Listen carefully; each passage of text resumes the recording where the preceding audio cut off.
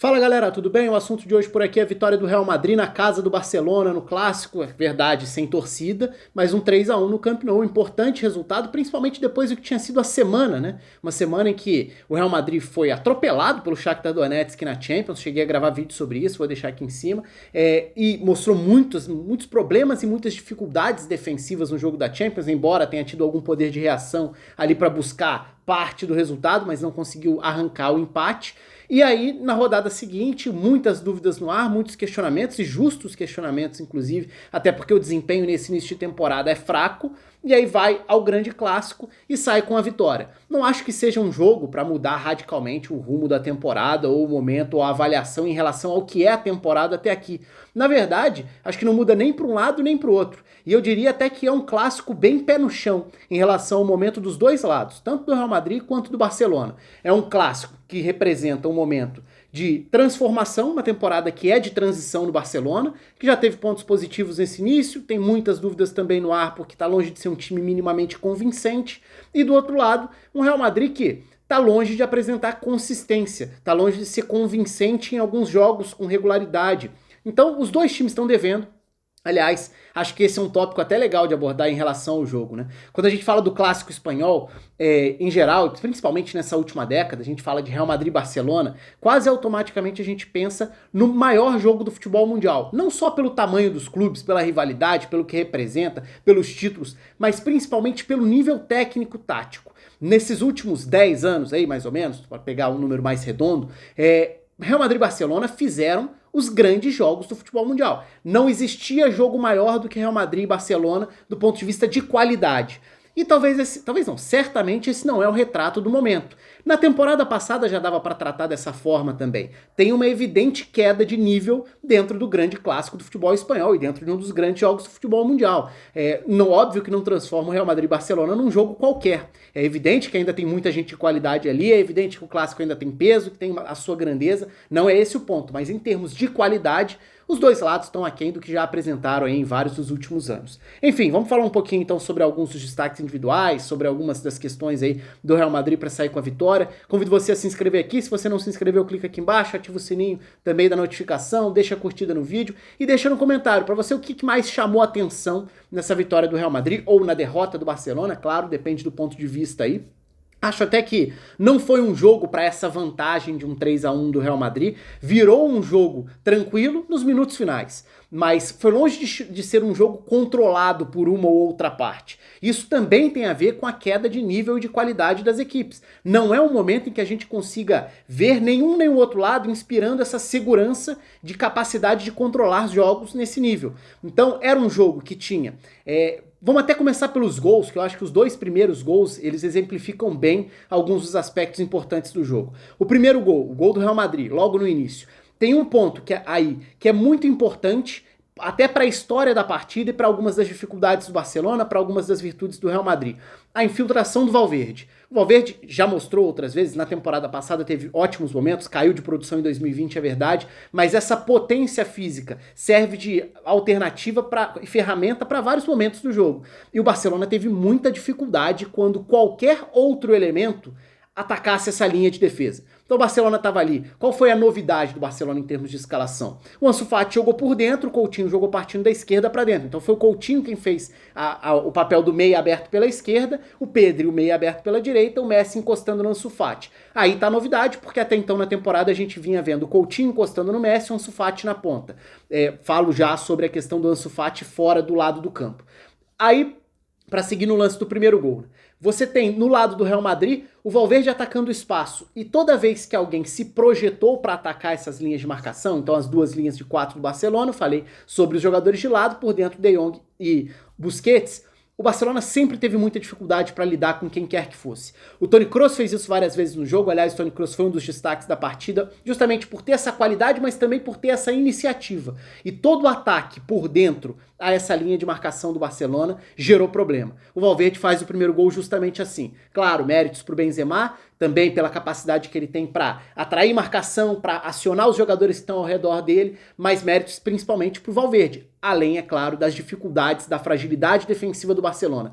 E aí, quando a gente fala nessa fragilidade defensiva do Barcelona, naturalmente a gente vai falar do Busquets, que também não é um assunto novo. É um jogador que já vem abaixo do esperado há algum tempo. E no Barcelona que tenta ser mais dinâmico, e o jogo, até por não ser muito controlado, teve períodos mais descontrolados, mais abertos, mais frenéticos, o jogo acaba pedindo menos a influência do Busquets, que é muito mais para um jogador que dita o ritmo de uma posse de bola, de um time postado no campo de ataque, do que para essa ida e volta. Porque ele nem é o cara da dinâmica, da aceleração para os ataques e muito menos o que vai conseguir acompanhar nesse trabalho defensivo. Então todo mundo que se apresentava como elemento surpresa para infiltração no setor do Busquets conseguir levar vantagem dentro da partida pelo lado do Real Madrid.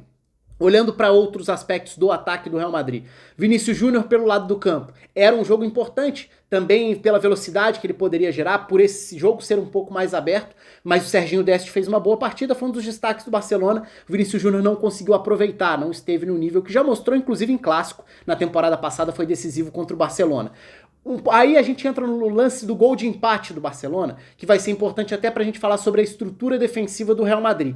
O lance do gol de empate tem uma jogadinha que foi muito importante, e é impressionante como em vários dos clássicos ao longo dos últimos anos, o Jordi Alba quase sempre é um fator determinante para a forma do Barcelona atacar e para a dificuldade do Real Madrid defender. Quantos e quantos clássicos não passaram por Jordi Alba atacando as costas do Bale? Dessa vez era o Asensio quem fechava a marcação pelo lado direito no Real Madrid. E o primeiro gol sai justamente por esse corredor, com passe em profundidade, com um movimento que se repetiu algumas vezes no início do jogo. O Coutinho é o meia pela esquerda, ele atrai o lateral, no início o Nacho sai para fazer esse acompanhamento, liberando o corredor para a velocidade do Jordi Alba ser acionado. Assim sai o gol do Ansu Fati na reação rápida do Barça para empatar o jogo, assim o Barcelona chega a criar pelo menos mais uma jogada também. É verdade que o Nacho sai machucado, o Lucas Vázquez entra, e o Lucas Vázquez tem uma boa atuação como lateral, ajudando a proteger o lado, mas essa proteção também tem a ver com um papel bem mais defensivo do Asensio. O Asensio está muito longe de ser o jogador que já foi um dia, aquele jogador que tinha tudo para virar uma das referências do Real Madrid pelo nível que chegou a apresentar. Sofreu com lesões, ainda não se recuperou totalmente. Mas nesse jogo, acho que o ponto importante dele não foi nem a contribuição técnica, foi a contribuição física e tática. Porque ele percorreu uma área muito grande do campo e ele ajudou muito na marcação pelo lado. É verdade que, como eu acabei de citar, é em cima dele o Jordi Alba se projetando para fazer o lance do gol. É em cima dele também um outro lance importante do Barcelona. Mas ele foi muitas vezes o jogador que fechava quase uma linha com 5 na marcação, o que permitia que o lateral direito pudesse marcar por dentro, ou seja, você acaba não alargando tanto os jogadores da primeira linha, algo que o Real Madrid tinha sido atropelado justamente com essas dificuldades nos encaixes. É verdade que contra o Shakhtar, a dificuldade do Real Madrid na marcação tinha muito mais a ver com subir para marcar de forma descoordenada, perder essas referências e aí bola nas costas. Diante do Barcelona nem sempre isso aconteceu, a estrutura era outra, era um time já um pouco mais montado no campo de defesa. Mesmo assim, não é que o Real Madrid tenha sido superior ou amplamente superior para chegar ao gol, por exemplo, do 2-1. O jogo tem períodos, primeiro um período aberto, no 1-1 ali, tem um momento de lá e cá, chance de um lado, chance do outro. O Messi começa bem os dois tempos, mas vai caindo dentro dos dois tempos. Mas no segundo tempo, antes do pênalti, do 2-1 pro Real Madrid, o Barcelona tinha tido pelo menos duas escapadas mais perigosas. Uma com o Ansu Fati finalizando cruzado, a outra com o Coutinho tendo grande chance também. Então não é que o Barcelona tenha sido claramente superado, não tenha tido chance de ganhar a partida. Não, mais uma vez é aquele clássico equilibrado, em que no detalhe acaba indo para um lado ou para o outro. No caso foi o Real Madrid conseguir chegar ao 2-1 no pênalti, no momento em que o Barcelona parecia melhor dentro da segunda etapa. Melhor jogando bem? Não necessariamente, mas melhor conseguindo acelerar diante dos espaços que apareciam nesse jogo um pouco mais frenético. E aí eu entro no aspecto do Ansu Fati. O Ansu Fati jogou como 9, acho que isso tem muito a ver com a ideia de tentar usar o Coutinho pelo lado para atrair o lateral, abrir o corredor para o Jordi Alba e para ter o Ansu Fati tentando atacar as costas dos zagueiros. Mas se a gente pegar as dificuldades do Real Madrid na linha de defesa, talvez fosse muito mais interessante ter o Ansu Fati entrando em diagonal, até para ele poder receber a bola e partir com a bola dominada, como tem feito bem. Hoje o Ansu Fati me parece um jogador muito importante para o funcionamento do Barcelona, partindo do lado e acelerando, seja para receber em profundidade ou para driblar partindo para cima, mas não como esse 9, porque aí acaba participando menos. É verdade que poderia ter muito espaço para explorar nas costas de Sérgio Ramos e Varane, mas isso tirou do Ansu Fati uma participação um pouco mais efetiva, mais ativa dentro do jogo também. Então acho que pode ter sido uma questão mais específica para esse jogo. A circulação do ataque é importante, essa movimentação, mas o Ansu Fati pelo lado ainda rende mais quando a gente olha para essa estrutura do Barcelona, pelo menos esse princípio de estrutura que o Koeman tem tido nessa temporada até aqui. E por último, o Real Madrid matando o jogo ali já com o golaço do Modric, isso já bem no finalzinho, pouco depois do Koeman ter tentado as substituições, quando ele de fato tenta se lançar um pouco mais, tenta usar o banco também. Aí tinha acabado, inclusive, de colocar o Braithwaite na vaga do Jordi Alba, que mexia bastante na configuração e tornava o time mais ofensivo mesmo, para uma tentativa de tudo ou nada. Nessa altura o jogo fica ainda mais descontrolado em termos de desorganização mesmo para a reta final e o Real Madrid acaba matando. Mas, de novo, não acho que tenha sido um grande clássico, embora tenha sido, sim, um jogo aberto, um jogo de chances dos dois lados. Importante citar o Courtois, porque o Courtois mais uma vez fez defesas importantes, quando foi exigido foi importante para o Real Madrid se manter vivo no placar e não ter ficado atrás no placar também, e o Real Madrid consegue respirar um pouco, mesmo que sabendo que o momento está longe de ser bom, sabendo que o início de temporada é ruim, o Real Madrid está devendo bastante, mas sai do Camp Nou com um resultado que sempre dá moral, sempre dá confiança, sabendo que tem que olhar para a Champions com cuidado, porque é um grupo difícil, e o Real Madrid começou perdendo em casa, e só vai ter pedreira pela frente também, e do lado do Barcelona, da mesma forma, pé no chão, porque seria uma temporada difícil, e o início da temporada é muito desse princípio de trabalho de transição do Ronald Koeman. Mas, como eu disse antes, longe daqueles super clássicos que a gente teve ao longo da década. Foi um bom jogo, foi um jogo aberto, um jogo agitado ali, movimentado, mas longe de ter sido dos melhores quando a gente coloca esse parâmetro, né, essa barra lá em cima de exigência, porque a gente não tem como esperar pouco de Barcelona e Real Madrid. Conta aí com os comentários de vocês, um abraço e até a próxima.